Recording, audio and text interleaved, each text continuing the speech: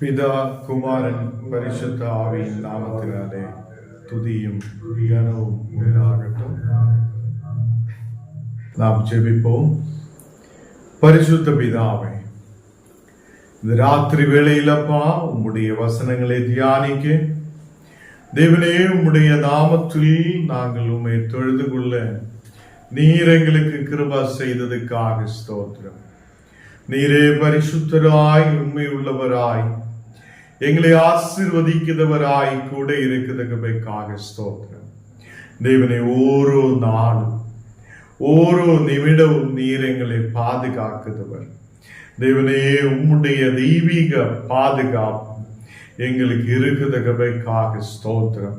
அநேகர் வியாதிகளால் பலவீனதைகளால் இந்த உலகத்தில் ஆண்டவரே அநேகர் கஷ்டத்திலும் பாடுகளிலும் கண்ணீரிலும் ஆயிருக்கும் போது தேவனே, எங்களை நீர் பாதுகாத்து வழி நடத்தி இருக்கிறதுக்காக ஸ்தோத்திரம். உம்முடைய தெய்வீக பிரசனத்தால் நீர் எங்களை நிரப்பி இருக்கிறதுக்காக ஸ்தோத்திரம்.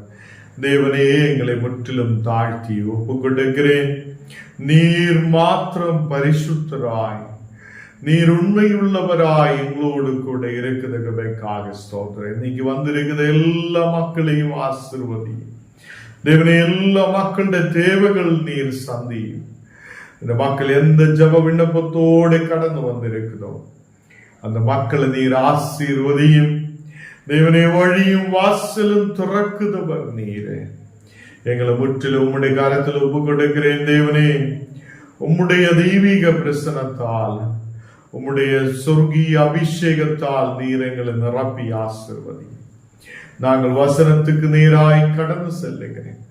தேவனே, நீர் எங்களை பலப்படுத்தி ஆசீர்வதித்து வழி நடத்தும். இயேசுவின் நாமத்தில் தரப்பிதாவே, ஆமீன், ஆமீன். கர்த்தர் நம்மை ஆசீர்வதித்து வழி நடத்துவார். ஒரு பாடல் நாம் பாடலாம். எல்லோருக்கும் தெரிந்த ஒரு பாடல்.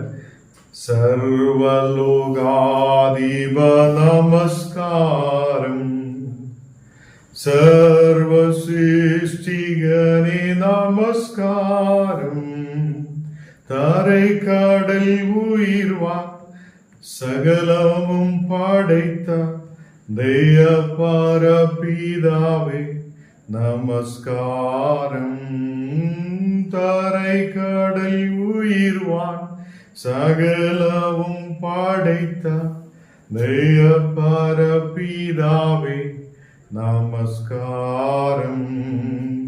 திருஅவதாரா நமஸ்காரம், ஜெகதிரட்சகரே நமஸ்காரம். தரணியில் மனுதர் உயிரடைந்தோக தருவினில் மாண்டோர் நமஸ்காரம். தரணியில் மனுதர் உயிரடைந்தோங்க தருவினில் மாண்டோர் நமஸ்காரம். சர்வலோகாதிப நமஸ்காரம், சர்வசிருஷ்டிகனே நமஸ்காரம்.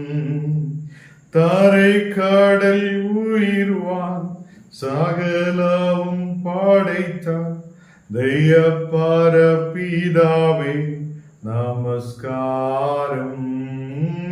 தரை கடல் உயிர்வான் சகலமும் படைத்த தெய்வ பரபிதாவே நமஸ்காரம். பரிசுத்த ஆவி நமஸ்காரம், பரம சத்குருவே நமஸ்காரம். அரூபியாடியார் அகத்தினில் வசிக்கும் ஆரிய சித்தேசர நமஸ்காரம். அரூபியாடியார் அகத்தினில் வசிக்கும் ஆரிய சித்தேசர நமஸ்காரம். சர்வலோகா ദൈവ നമസ്കാരം. സർവസൃഷ്ടികനെ നമസ്കാരം. தரைக்கடல் உயிர்வான் சகலமும் படைத்தான் தெய்வ பரபிதாவே நமஸ்காரம். தரைக்கடல் உயிர்வான் சகலமும் படைத்தான் தெய்வ பரபிதாவே நமஸ்காரம். இப்போ சங்கீத பகுதியிலிருந்து 22ஆம் சங்கீதம் 1 10 வரை வாசிக்கும். கர்த்தருடைய பரிசுத்த நாமத்துக்கு ஸ்தோத்திரம். இந்த நாளிலே வாசிக்க கொடுக்கப்பட்டுள்ள வேத பாடம் சங்கீதங்களின் புஸ்தகம் 22ஆம் அதிகாரம் வசனங்கள் 1 முதல் 10 முடிய வாசிக்க கேட்போம். என் தேவனே, என் தேவனே, ஏன் என்னை கைவிட்டீர்? எனக்கு உதவி செய்யாமலும் நான் கதறி சொல்லும் வார்த்தைகளை கேளாமலும் ஏன் தூரமாய் இருக்கிறீர்? என் தேவனே, நான் பகலிலே கூப்பிடுகிறேன், உத்தரவு கொடீர். இரவிலே கூப்பிடுகிறேன், எனக்கு அமைதல் இல்லை. இஸ்ரவேலின் துதிகளுக்குள் வாசமாய் இருக்கிற தேவரீரே பரிசுத்தர். எங்கள் பிதாக்கள் உம்மிடத்தில் நம்பிக்கை வைத்தார்கள். நம்பின அவர்களை நீர் விடுவித்தீர். உம்மை நோக்கி கூப்பிட்டு தப்பினார்கள். உம்மை நம்பி வெட்கப்பட்டு போகாதிருந்தார்கள். நானோ ஒரு புழு, மனுஷன் அல்ல, மனுஷரால் நிந்திக்கப்பட்டும் ஜனங்களால் அவமதிக்கப்பட்டும் இருக்கிறேன். என்னை பகைக்கிறவர்கள் எல்லாரும் என்னை பரியாசம் பண்ணி உதட்டை பிதுக்கி தலையை துலுக்கி, கர்த்தர் மேல் நம்பிக்கையா இருந்தானே, அவன் இவனை விடுவிக்கட்டும், இவன் மேல் பிரியமாய் இருக்கிறாரே, இப்பொழுது இவனை மீட்டு விடட்டும் என்கிறார்கள். நீரே என்னை கர்ப்பத்திலிருந்து எடுத்தவர், என் தாயின் முளைப்பாலை நான் உன் கையில், என்னை உம்முடைய பேரில் நம்பிக்கையா இருக்க பண்ணினேன். கர்ப்பத்திலிருந்து வெளிப்பட்ட போதே உமது சார்பில் விழுந்தேன். நான் என் தாயின் வயிற்றில் இருந்தது முதல் நீர் என் தேவனாய் இருக்கிறேன். ஆமென். கர்த்தர் நம்மை ஆசீர்வதித்து வழி நடத்துவார். இந்த நாளுகளில் தேவனுடைய வார்த்தைக்கு நேராய் நாம் கடந்து செல்லலாம். லூக்கா 18ஆம் அதிகாரம் അതിന്റെ 14ാമത്തെ வசனத்தில் நாம் வாசிக்கும் போது, ஏனெனில் தன்னை உயர்த்துகிறவன் ஏவனும் தாழ்த்தப்படுவான், தன்னை தாழ்த்துகிற ஏவனும் உயர்த்தப்படுவான். இந்த வசனம் நாம் அநேகம் நாளுகளில் கேட்டிருக்கிறார். தேவ பிள்ளைகளே, தன்னை உயர்த்துகிற எவனும் தாழ்த்தப்படுவான் என்று தேவனுடைய வார்த்தை சொல்லுகிறார். இன்னைக்கு நாம் சங்கீத பகுதியில் வாசிச்சு கேட்டது போல, அம்மாவுடைய உதரத்தில் உருவாவதிலிருந்தே நாம் தானாவே உருவாயதல்ல. தேவன் நம்மை பாதுகாத்திருக்கிறது. கர்த்தர் நம்மை பாதுகாத்து இந்த உலகத்தில் நம்மை உயிரோடு பாதுகாப்போடு வழி நடத்தி இருக்கிறது. அது என்னுடையோ உங்களுடையோ இந்த உலகத்தில் ஏதோ ஒரு மனிதனுடையோ பெருமையோ அவங்களுடைய செல்வங்களுடைய பெருக்கமோ அல்ல. நாம் இந்த உலகத்தில் ஆயிருக்கிறது தேவனுடைய கிருபையால் மட்டும்தான். கர்த்தருடைய பிள்ளைகளை, இன்னைக்கு பூத்து சாயங்காலத்தில் உதிர்ந்து போகிற ஒரு பூவுடைய வாழ்க்கை போலதான் மனித வாழ்க்கை இருக்கிறது. நமக்கு என்றென்றைக்கும் இங்கே நிலநிற்க முடியாது. எப்போது அவர் கூப்பிடுதோ அப்போ நாம் இந்த உலகத்திலிருந்து போக வேண்டவராய் இருக்கிறது. அப்போ நாம் நினைக்கும் இந்த உலகத்தில் நமக்கு எப்போதும் வாழ முடியுமா? இல்லை. அநேக செல்வங்கள் இருக்கிறவங்கள், பணங்கள் வைத்திருக்கிறவங்கள், அவங்களோட உயிரை தப்பிக்க முடியாதே, அவங்களோட உயிரை பிடித்து வைக்க முடியாதே இருக்குது இந்த நாளுகளில். கர்த்தருடைய பிள்ளைகளே, தேவனுடைய வார்த்தையை நம்புத ஒரு கர்த்தருடைய பிள்ளை தேவனை எதிர்பார்ப்போடு இருக்கிறவங்களாய் இருக்கும். தேவன் தான் என்னை உயர்த்துதவர், கர்த்தர் தான் என்னை நடத்துதவர், ஓரோ நாளும் தேவன் தான் என்னை பாதுகாக்குதவர் என்று நம்பிக்கையோடு கடந்து செல்லுத மக்களாயிருக்கும். ஏனென்றால் நம்முடைய பலம் நம்மை நடத்த முடியாது. நம்முடைய பலம் அது குறைந்து போகும்போது நமக்கு எழும்பி நிற்க முடியாத சூழ்நிலை. நாம் இந்த உலகத்தில் சேர்த்து வைத்திருக்கிறதெல்லாம் ஒரு நாள் நாசமாகி போகிறதாயிருக்கும். இந்த உலகமே நாசத்திலேக்கு கடந்து செல்லும் போது இன்னைக்கு கர்த்தருடைய வார்த்தை சொல்லுது, நம்மை தாமே தாழ்த்துத பிள்ளைகளாய் காணப்படட்ட தேவனுக்கு முன்பாக நாம் தாழ்மையோடு ஆயிருக்கிற மக்களாய் காணப்படட்டும். கர்த்தர் பிள்ளைகளே, இந்த நாளுகளிலும் நாம் உலகத்தில் ஏதோ சாதித்திருக்கிறார், நாம் இந்த உலகத்தில் ஏதோ நேடி இருக்கிறார், எனக்கு எல்லாம் ஆகும் என்று நாம் நினைத்து பெருமை பாராட்டி கொண்டிருக்கும் போது தேவனுடைய கிருபையாலே மட்டும்தான் நாம் இந்த உலகத்தில் உயிரோடு இருக்கிறது. அப்போ நான் வாழுததும் நிற்குததும் நடக்குததும் இந்த உலகத்தில் இருக்கிறதும் கர்த்தருடைய கிருபையே. அவருடைய கிருபை ஒன்றுதான் நம்மே இந்த உலகத்தில் உயிரோடு வைத்திருக்கிறது. அநேகம் அதை மக்கள் எப்படியாவது உயிரை பிடித்து வைக்க முடியுமா, இனி ஒரு 200 வருஷம் 300 வருஷம் வாழ முடியுமா என்று சொல்லி அநேக மக்கள் பார்த்து கொண்டிருக்கிறது. இன்னைக்கு அமெரிக்கையிலும் வெளிநாட்டில் எல்லாம் சத்த மக்களை அடக்கம் பண்ணது இல்லை. அவங்கள் அந்த பணத்தை எடுத்து நேரே கொண்டு போய் ஒரு சயின்டிபிக் இடத்தில் கொண்டு வந்து வைக்கிறார். அங்கே வைத்து ஸ்டோர் பண்ணி வைக்கிறார். எப்போவாவது அதை இந்த இனி உயிர் கொடுக்கிற ஏதாவது சயின்ஸ் கண்டுபிடித்தால் அவங்களை இனியும் உயிரோடு கொண்டு வரலாம் என்று சொல்லி பணம் கட்டி இப்போதும் அநேகர் அந்த இடத்தில் கொண்டு வந்து இந்த பணத்தை வைத்து கொண்டே இருக்குது. என்னன்னா அந்த மக்கள் நினைக்கிறார், இனி நமக்கு வரப்போகிற நாளில் சயின்ஸ் கண்டுபிடிக்கும், இனியும் உயிரோட வாழ்றதுக்கான ஏதோ ஒரு வழி இருக்கும், அப்போ இவங்களெல்லாம் உயிரோட எடுக்கலாம் என்று சொல்லி கொண்டு வந்து வைத்துட்டே இருக்குது. அப்போ இந்த நாடுகளில் மனிதன் உயிரை எப்படியாவது பிடித்து வைக்க முடியுமா, இந்த உலகத்தில் இனியும் கொஞ்சம் கூட மக்களுக்கு இனியும் வாழ முடியுமா என்று பார்க்கும் போதும் அநேக சயின்டிஸ்ட்மார் சொல்லுகிறது, இந்த பூமி அழிவுக்கு நேராய் கடந்து சென்று கொண்டிருக்கிறது. பூமி இல்லை என்றால் நமக்கு நிற்க முடியுமா, நமக்கு இங்கே வாழ முடியுமா?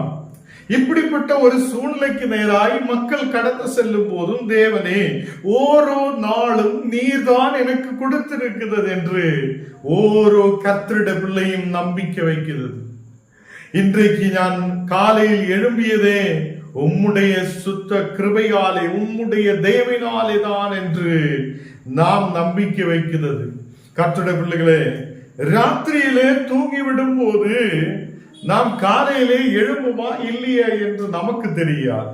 அதனாலே தேவனுக்கு முன்பாக நாம் ஆயிருக்கும் போது, கர்த்தரே நாங்கள் எதுவுமே இல்லை, இந்த நாளுகளில் நம்மை தாமே தாழ்த்தி அவருக்கு முன்பாக ஒப்பு கொடுக்கிற மக்களாய் காணப்படட்டும். நாம் நம்மை தாமே தாழ்த்தும் போது தேவன் நம்மை உயர்த்துவார், தேவன் நம்மை ஆசீர்வதிப்பார். ஹல்லேலூயா. நாம் எப்போதும் கர்த்தரை தொழுது கொள்ளுத மக்களாய் இருக்கணும்.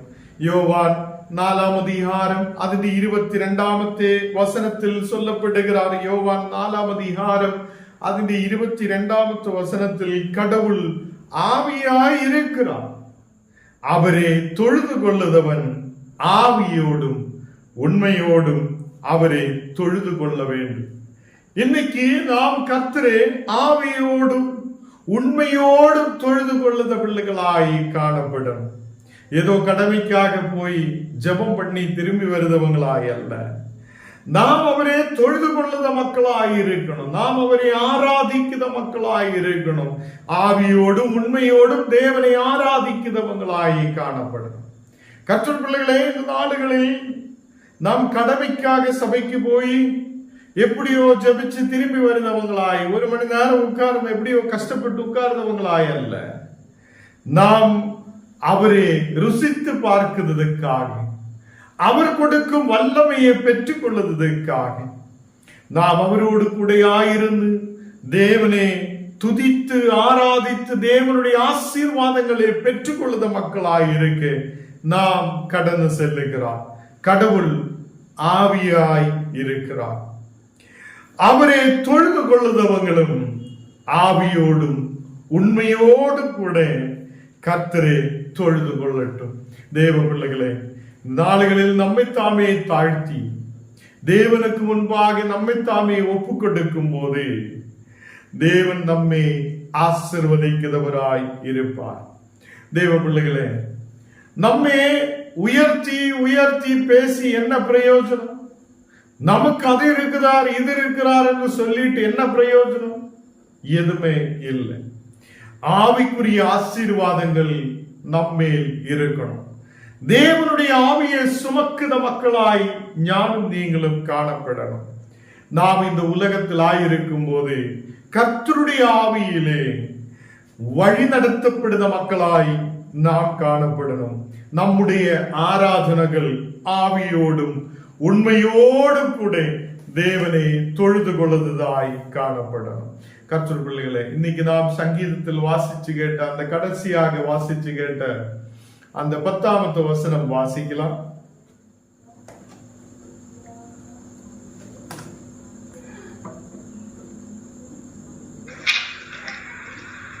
கர்ப்பத்திலிருந்து வெளிப்பட்ட போதே உமது சார்பில் விழுந்தேன். நான் என் தாயின் வயிற்றில் இருந்தது முதல் நீர் என் தேவனாய் இருக்கிறேன்.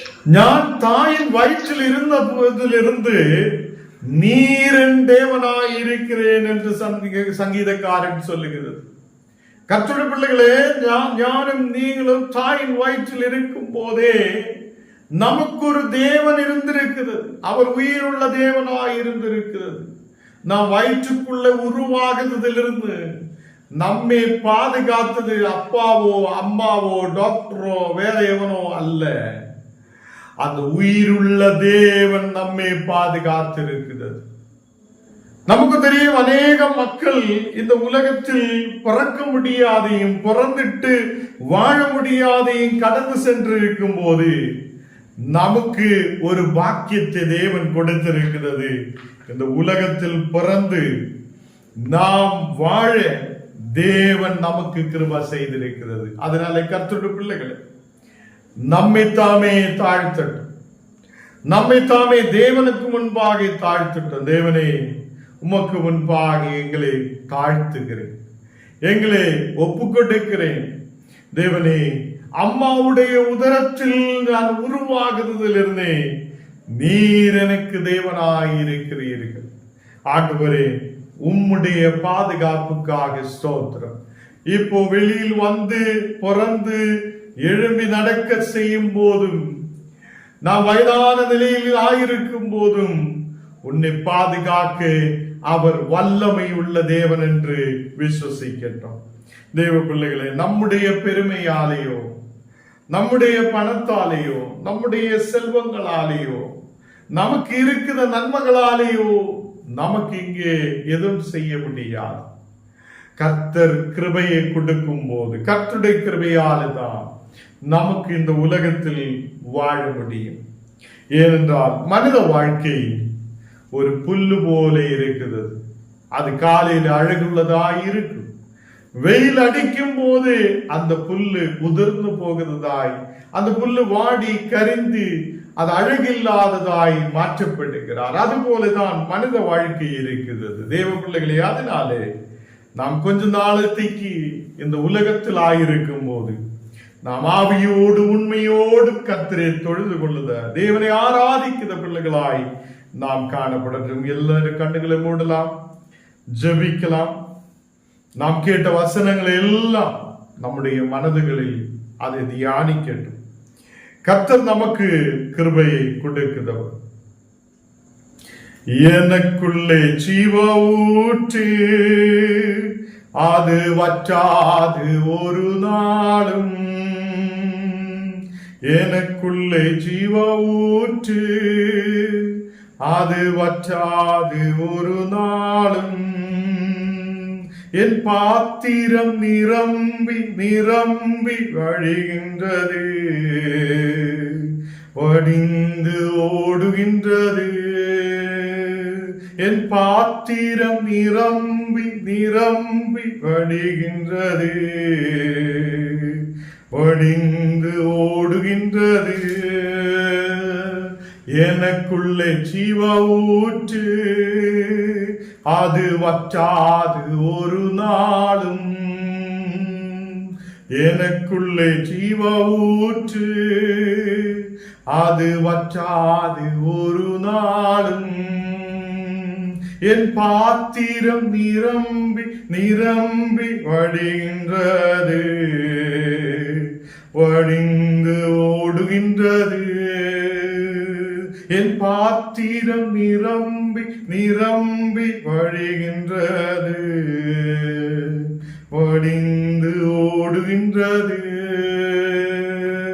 எனக்குள்ளே ஜீவ ஊற்று, அது வற்றாது ஒரு நாளும்.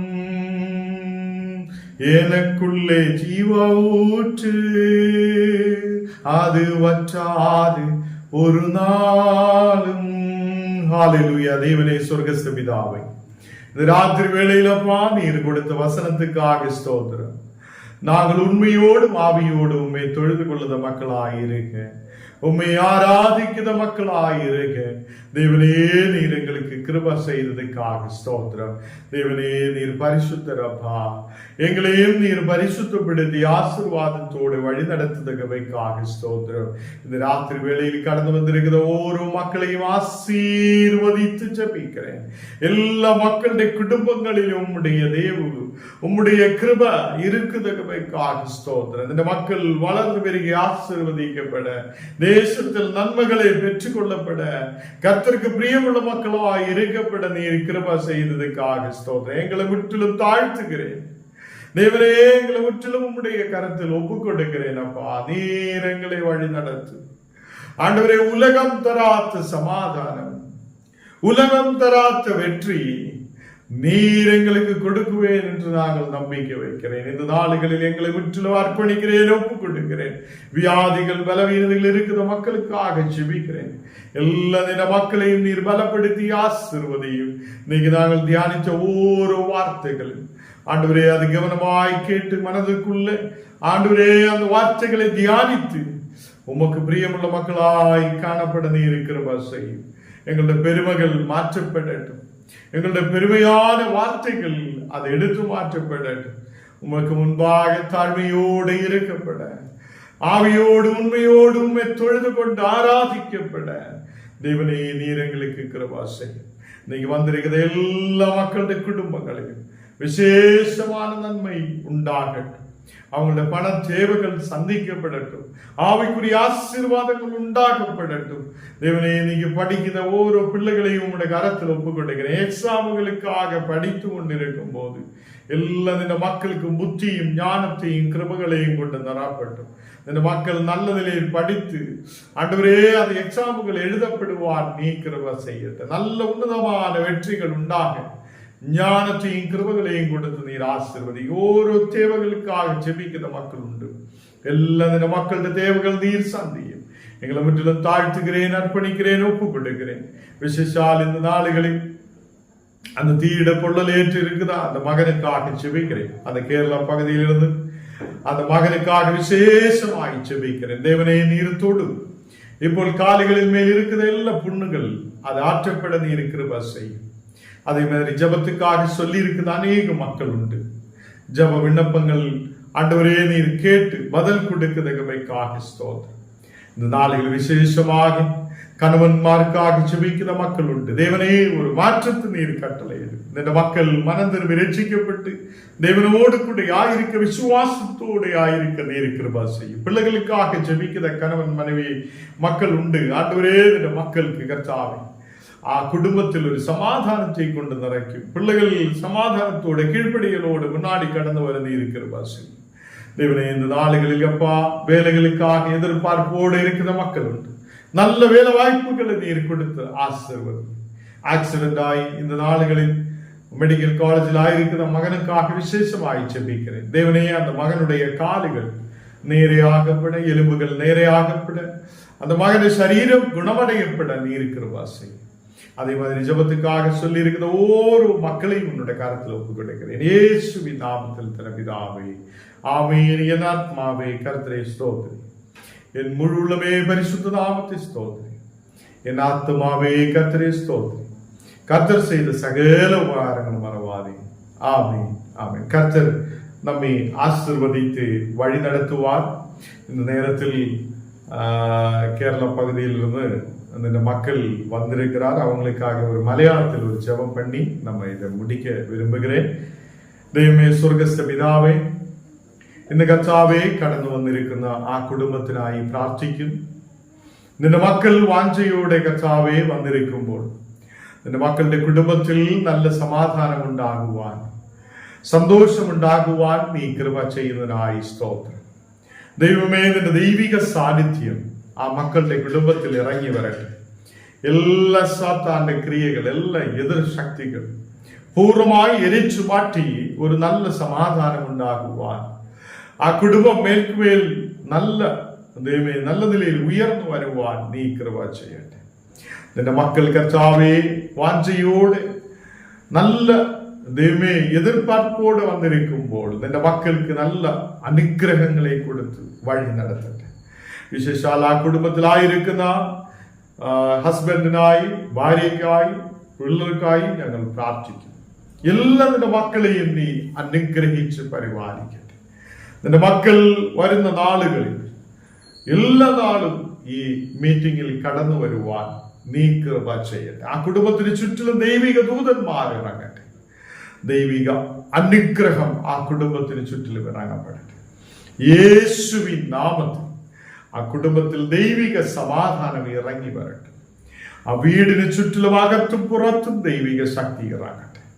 വിശ്വാസത്തോടെ ദൈവത്തിന്റെ സന്നിധിയിൽ നിലനിൽക്കുവാൻ, ഇനിയും നല്ല വിശ്വാസത്തോടെ മുൻപോട്ട് കടന്നു ചെല്ലുവാൻ നിന്റെ മക്കൾക്ക് നീ കൃപ ചെയ്യുന്നതിനായി സ്തോത്രം.